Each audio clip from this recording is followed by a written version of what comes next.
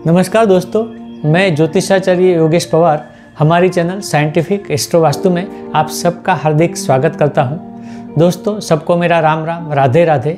आशा करता हूं आप सब मज़े में होंगे, अच्छे होंगे और भगवान को प्रार्थना करता हूं कि आपको सदा खुश रखे, सलामत रखे। दोस्तों, मेरे पास जो क्लाइंट आते हैं उनमें से ज़्यादातर एक ही क्वेश्चन सामने आता है और वो है विदेश गमन, फॉरेन जाने का।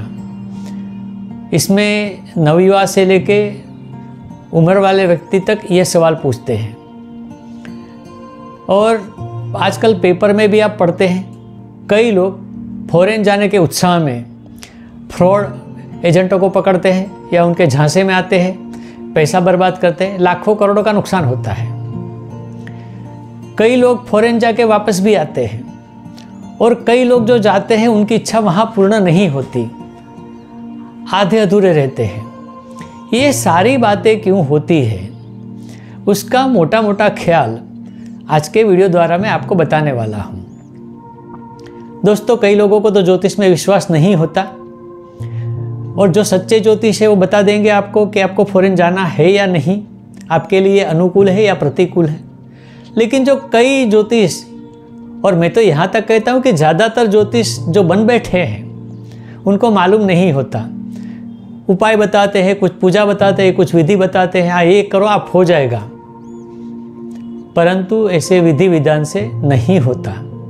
तो यह वीडियो आपके सामने रखने की कोशिश इसलिए कर रहा हूँ कि शायद आपको ज्योतिष आए ना आए, आप ज्योतिष के पास जाओ ना जाओ, लेकिन कम से कम इतना तो जान लो कि क्या आपकी कुंडली में बाहर जाने का यानी फॉरेन जाने का योग है या नहीं, और कौन से ग्रह उसमें होते हैं। मैं सीधा साधा गणित आपको बताऊंगा, उसमें ज़्यादा प्रॉब्लम भी नहीं आएगी आपको देखने के लिए कि आपकी कुंडली में क्या ये योग है या नहीं।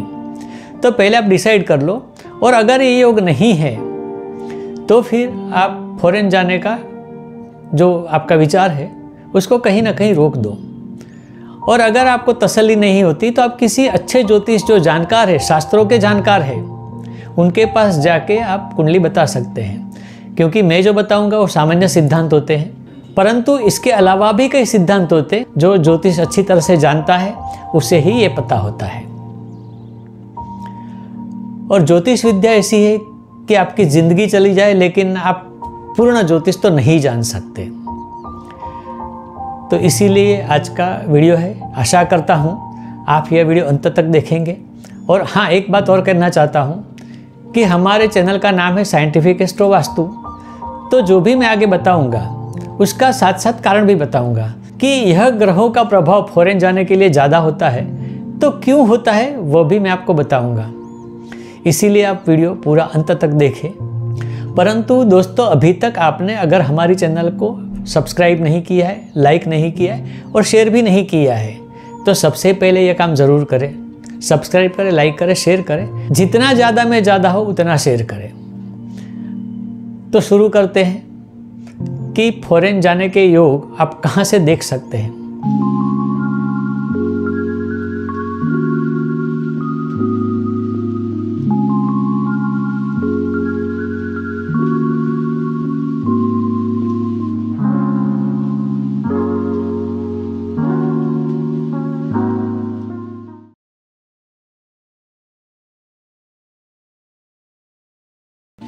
दोस्तों, कुंडली में दो स्थान ऐसे हैं, एक 7वां स्थान और एक 12वां स्थान, जो फॉरेन जाने के लिए ही बना है। यानी फॉरेन जाने का जो विषय है वह इन स्थानों से देखा जाता है। 7वां स्थान इसके लिए कि 7वां स्थान नौकरी व्यवसाय का है। फॉरेन जाने के लिए नौकरी व्यवसाय मुख्य मुद्दा होता है। और दूसरा है 12वां स्थान। 12वां स्थान इसलिए कि वह मोक्ष का स्थान है, यानी आपका मोक्ष होता है आपकी जन्मभूमि से या आपके जो नेटिव है वहाँ से। तो कहीं ना कहीं 12वां स्थान भी फॉरेन के लिए देखा जा सकता है।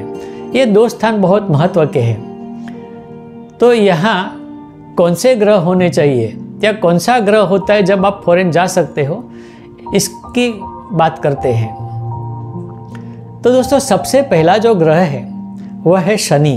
शनि इसलिए दोस्तों कि अगर आप शनि की स्टोरी जानते हैं तो आपको ये ज्ञात होगा कि जैसे ही शनि का जन्म हुआ था, सूर्य ने उसको स्वीकार नहीं किया था और सूर्यलोक से बाहर निकाल दिया था। जो कि उसकी माता थी छाया, उसने उसको सूर्यलोक से बाहर किसी और जगह पर रखा था और वहाँ उसका पालन पोषण हुआ था। हालांकि माता भी हमेशा उसके साथ नहीं रही है, वह शायद रात को ही जाती थी। तो यह बात यह है कि शनि ग्रह एक अपना जन्म स्थान छोड़ देता है, अपने सारे रिश्ते छोड़ देता है, माता का भी साथ इतना नहीं होता है और यही चीज़ होती है जब आप फॉरेन जाते हैं। इसीलिए फॉरेन जाने के लिए सबसे महत्व का ग्रह है वह है शनि। एक दूसरी भी बात है, फॉरेन जाने में सबसे पहला जो कारण आता है वह है पैसा कमाना। और मैंने पहले भी बोला था, वीडियो भी रखे हैं कि छप्पर फाड़ के देने वाला एक ही ग्रह है, वह है शनि। तो शनि पैसे कमाने का भी जरिया है और इसीलिए भी लोग फॉरेन जाते हैं। और दूसरा जो ग्रह है वह है चंद्र। दोस्तों, चंद्र प्रवास का कारक है। चंद्र अस्थिर है क्योंकि आप सब जानते हैं कि जब पूर्णिमा होती तो चंद्र आपको पूर्ण गोल दिखाई देता है और जब अमावस्या होती तो चंद्र दिखाई नहीं देता, यानी कि इसमें अस्थिरता है। इसका मतलब ये भी हुआ कि आप जहाँ जन्म लेते हैं, जहाँ आपका ठिकाना बना है, वह अस्थिर है, यानी आपको उसको छोड़ना है। छोड़ोगे तो कहाँ जाओगे? फॉरेन जाओगे। तो ये भी एक कारण है। दोस्तों, तीसरा जो ग्रह है वह है मंगल। अब मंगल यहाँ क्यों प्रभावी है? तो सबसे पहले तो मंगल के पास होती है शक्ति। शक्ति यानी कि आपको अपना नेटिव छोड़ना है, अपना घर छोड़ना है, अपना देश छोड़ना है, तो कहीं ना कहीं शक्ति इसमें ज़रूर चाहिए। आप में ये मानसिक शक्ति, शारीरिक शक्ति होनी चाहिए, क्योंकि आपको अकेले वहाँ जाना है, अकेले वहाँ सेट होना है, अपना काम अपने आप करना है। तो ये सारी चीज़ें वहाँ ज़रूरी है, क्योंकि जब यहाँ आपके घर में होते हैं तो आपके माता पिता भाई बहन आपको मदद करते हैं और फॉरेन में आपकी मदद कोई नहीं करने वाला होता है। तो इसीलिए शक्ति होना ज़रूरी है। मंगल साहस का भी कारक है। तो कई बार ऐसा होता है कि आप फॉरेन जाते यानी कि साहस करते हैं, आपको पता नहीं है आगे का, आपको ये ज्ञात है कि फॉरेन जाना है, ये करना है, लेकिन होगा कि नहीं वो भी ज्ञात नहीं है।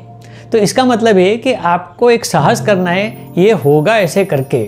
तो मंगल साहस का कारक होने के कारण तो इसमें भी ये जिम्मेदार है। दूसरा, मंगल वाहन का भी कारक है।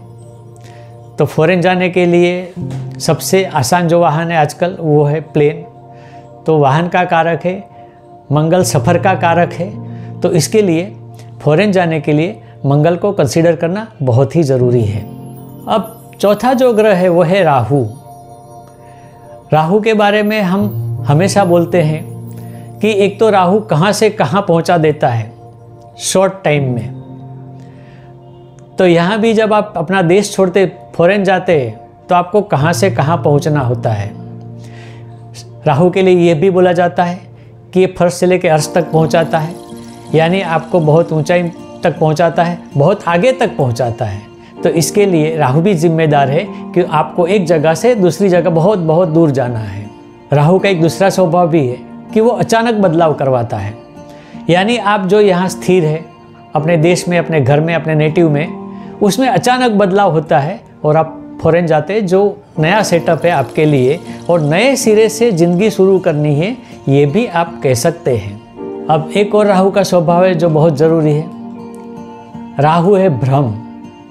दोस्तों, बहुत सारे लोग ऐसे भ्रम में होते हैं कि मैं यहाँ जाके वो करूँगा, बहुत पैसे वाला बनूँगा, ऐसा बड़ा बिजनेस करूँगा, यानी बहुत बड़े बड़े सपने देख के ही फॉरेन जाते हैं। क्या ये सपने सच होते हैं? सबके लिए नहीं। हाँ, कुंडली में अगर कोई और ग्रह योग है तो हम कह सकते हैं कि ये होगा, लेकिन सबके लिए सही नहीं है। परंतु एक दूसरे को देखकर हम ये धारणा बांध लेते हैं कि मैं भी फॉरेन जाऊंगा और मेरी भी तरक्की होगी, मेरे पास लाखों अरबों रुपए होंगे। तो ये एक कारण ये राहु का भी है। अब मैंने जो ग्रह बताए वो तो ज़रूरी है। कौन से स्थान में? 7वें स्थान में और 12वें स्थान में। अगर ये ग्रह है और पॉजिटिव है तो आप फॉरेन जा सकते हैं। अगर ये ग्रह है और नेगेटिव है तो वहाँ से आपको वापस ऐसे ही आना होगा, कुछ भी किए बिना। तो अपने आप आपकी कुंडली देख सकते हैं, परंतु एक और पॉइंट मुझे बताना है, वो खास पॉइंट है, क्योंकि जब राहु है तो कहीं ना कहीं केतु को मुझे इन्वॉल्व करना ही पड़ेगा। यानी राहु के बिना जो आगे के 3 ग्रह बताए हैं, एक शनि है, चंद्र है और मंगल है, उनके साथ अगर केतु जुड़ा है, राहु के साथ तो नहीं जुड़ेगा, परंतु जो आगे वाले 3 ग्रह मैंने बताए उसके साथ अगर केतु जुड़ा हुआ है यानी युति में है, तो इसका मतलब है आपका फॉरेन में सेटलमेंट होना नहीं है। आप जाओगे, कुछ करोगे, परंतु आपको वापस अपने देश में आना होगा। तो ये सारी चीज़ें ध्यान में रख के आप अपनी कुंडली खुद देखो, ज्योतिष के पास जाने की ज़रूरत नहीं है। हाँ, अगर कुछ और चीज़ें जाननी है या तो सटीक आपको रिजल्ट चाहिए तो ही ज्योतिष को बताना है, क्योंकि ये जो मैंने बताए वो जनरल सिद्धांत के आधार पर बताया है। दोस्तों, कई लोग इसके उपाय ढूंढते हैं, लेकिन उपाय ढूंढने से पहले ध्यान रखना चाहिए कि कुंडली में योग है या नहीं है, और अगर यह योग इतने प्रबल नहीं है तो ही आप कुछ उपाय कर सकते हैं, क्योंकि वह क्या करता है, आपके योग को एनहेंस करता है, यानी बढ़ाता है, उसको कुछ पावर देता है। तो उपाय जो करते हैं वह यहाँ तक सीमित है, लेकिन उपाय करने से आप कुंडली में योग नहीं है तो भी फॉरेन जाओगे, ये नामुमकिन है। तो दोस्तों, आज के वीडियो में बस इतना ही, लेकिन याद दिलाना चाहता हूँ कि अभी तक हमारी चैनल को आपने सब्सक्राइब नहीं किया है, शेयर नहीं किया है, लाइक नहीं किया है, तो सबसे पहले लाइक करें, शेयर करें, सब्सक्राइब करें, ज़्यादा में ज़्यादा शेयर करें, ताकि लोगों के पास सही साइंटिफिक इन्फॉर्मेशन पहुँचे। ज्योतिष सिर्फ मानना नहीं है या इसमें अंधविश्वास करना नहीं है, उसके पीछे जो साइंस है वो समझना है, उसके हिसाब से आपको आपकी कुंडली दिखनी है। अगर कोई ज्योतिष कुछ कहता है तो आपको भी थोड़ा ध्यान रखना चाहिए। अगर आप डॉक्टर के पास जाते हैं तो भी पहले जान लेते हैं कि क्या ये डॉक्टर सही है या नहीं। ज्योतिष के बारे में ही दोस्तों ऐसे ही करना चाहिए। दोस्तों, अगर आपको हमसे कोई सलाह लेनी है, परामर्श करवाना है, कंसल्टेशन लेना है, तो मेरे दिए गए नंबर पर आप मुझे व्हाट्सएप या फ़ोन से कांटेक्ट कर सकते हैं। और अगर आपको किसी ऐसे ही विषय पर वीडियो बनवाना है, कुछ प्रश्न पूछने हैं, तो वो भी आप कमेंट सेक्शन में जाकर कर दें, हम आपके प्रश्नों का उत्तर ज़रूर देंगे। अगर आपने कुछ सुझाव दिए हैं उस पर हम ज़रूर अमल करेंगे। तो यहाँ आज मैं विदाई लेता हूँ। आगे आने वाले वीडियो का इंतज़ार करें। तब तक के लिए नमस्कार।